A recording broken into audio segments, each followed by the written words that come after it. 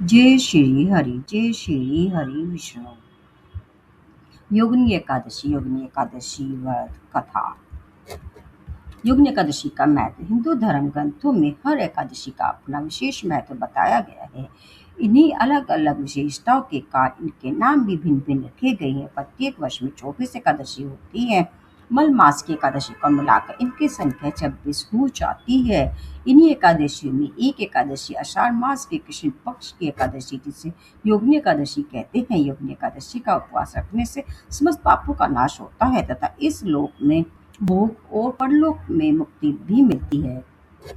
इस बार योगिनी एकादशी का व्रत 10 जुलाई को रखा जाएगा। योगिनी एकादशी व्रत कथा। महाभारत काल की बात है कि एक बार धर्मराज युधिष्ठिर ने भगवान कृष्ण से कहा, हे त्रिलोकीनाथ, मैंने ज्येष्ठ माह के शुक्ल पक्ष की निर्जला एकादशी की कथा सुनी। अब आप कृपा करके आषाढ़ माह के कृष्ण पक्ष की एकादशी की कथा सुनाइए। इस कथा का नाम तथा महत्व क्या है, सो आप मुझे विस्तार पूर्वक बताइए। श्री कृष्ण ने कहा, हे पांडव पुत्र, आषाढ़ माह की कृष्ण पक्ष की एकादशी का नाम योगिनी एकादशी है। इसके व्रत से सभी पाप नष्ट हो जाते हैं। यह व्रत इस लोक में भोग तथा परलोक में मुक्ति देने वाला है। ये धर्मराज, ये एकादशी तीनों लोकों में प्रसिद्ध है। इसके व्रत से सभी पाप नष्ट हो जाते हैं। तुम्हें मैं पुराणों में कही हुई कथा सुनाता हूँ, ध्यान पूर्वक श्रवण करो। कुबेर नाम का एक राजा अलकापुरी नाम की नगरी में राज्य करता था। वह शिव भक्त था। उनका हेमाली नामक एक यक्ष सेवक था जो पूजा के लिए फूल लाया करता था। हेमाली की विशालाक्षी नाम की एक अति सुंदर स्त्री थी। एक दिन वह मानसरोवर से पुष्प लेकर आया, किंतु कामसक्त होने के कारण पुष्पों को रख कर अपनी स्त्री के साथ रमन करने लगा। इसी भोग विलास में दोपहर हो गई। हेमाली की राह देखते देखते राजा कुबेर को दोपहर हो गई तो उसने क्रोधपूर्वक अपने सेवकों को आज्ञा दी कि तुम लोग जाकर पता लगाओ कि हेमाली अभी तक पुष्प लेकर क्यों नहीं आया है। जब सेवकों ने उसका पता लगाने लिया तो राजा के पास जाकर बताया, हे राजन, वह हेमाली अपनी स्त्री के साथ रमन कर रहा है। इस बात को सुनकर राजा कुबेर ने हेमाली को बुलाने की आज्ञा दी। डर से कांपता हुआ हेमाली राजा के सामने उपस्थित हुआ। उसे देखकर कुबेर को अत्यंत क्रोध आया और उसके होठ फड़फड़ाने लगे। राजा ने कहा, अरे अधम, तूने मेरे परम पूज्य देव के भी देव भगवान शिव जी का अपमान किया है। मैं तुझे श्राप देता हूँ कि तू स्त्री के वियोग में तड़पे और मृत्यु लोक में जाकर कोढ़ी का जीवन व्यतीत करे। कुबेर के श्राप से वह तक्षण स्वर्ग से पृथ्वी पर गिरा और कोढ़ी हो गया।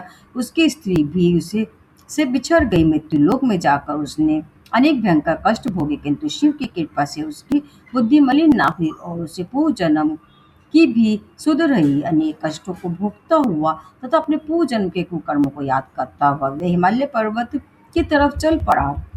चलते चलते वह मार्कंड ऋषि के आश्रम में जा पहुंचा। वह ऋषि अत्यंत वृद्ध तपस्वी थे। वह दूसरे ब्राह्मण के समान अपतित हो रहे थे और उनका वह आश्रम ब्रह्मा की सभा के समान शोभा दे रहा था। ऋषि को देखकर हेमाली वहां गया और उन्हें प्रणाम करके उनके चरणों में गिर पड़ा। हेमाली को देखकर मार्कंड ऋषि ने कहा, तूने कौन से निकृष्ट कर्म किए हैं जिससे तू कोढ़ी हुआ और भयानक कष्ट भोग रहा है। महिषी की बात सुनकर हेमाली बोला, हे मुनिश्रेष्ठ, मैं राजा कुबेर का अनुचर था। मेरा नाम हेमाली है। मैं प्रतिदिन मानसरोवर से फूल लाकर शिव पूजा के समय कुबेर को दिया करता था। एक दिन पत्नी सहवास के सुख में फंस जाने के कारण मुझे समय का ज्ञान ही नहीं रहा और दोपहर तक पुष्प न पहुंचा सका। तब उन्होंने मुझे श्राप दिया कि तू अपनी स्त्री का वियोग और मृत्यु लोक में जाकर कोढ़ी बनकर दुख भोग। इस कारण मैं कोढ़ी हो गया हूँ तथा पृथ्वी पर आकर भयंकर कष्ट भोग रहा हूँ। अतः कृपा करके आप कोई ऐसा उपाय बताइए जिससे मेरी मुक्ति हो।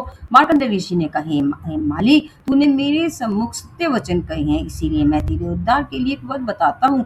यदि तू आषाढ़ माह के कृष्ण पक्ष की योगिनी नामक एकादशी का विधि पूर्वक व्रत करेगा तो तेरे सभी पाप नष्ट हो जाएंगे। महिषी के वचन सुने हेमाली अति प्रसन्न हुआ और उनके वचनों के अनुसार योगिनी एकादशी का विधान पूर्वक व्रत करने लगा। इस व्रत के प्रभाव से अपने पुराने स्वरूप में आ गया और अपनी स्त्री के साथ सुख पूर्वक रहने लगा। भगवान श्री कृष्ण ने कहा, हे राजन, इस योगिनी एकादशी की कथा का फल 88,000 ब्राह्मणों को भोजन कराने के बराबर होता है। इसके व्रत से सभी पाप नष्ट हो जाते हैं और अंत में मोक्ष की प्राप्त प्राप्त करके प्राणी स्वर्ग का अधिकारी बन जाता है। ये थी योगिनी एकादशी की व्रत कथा। गुरु जी श्री हरि जी श्री हरि।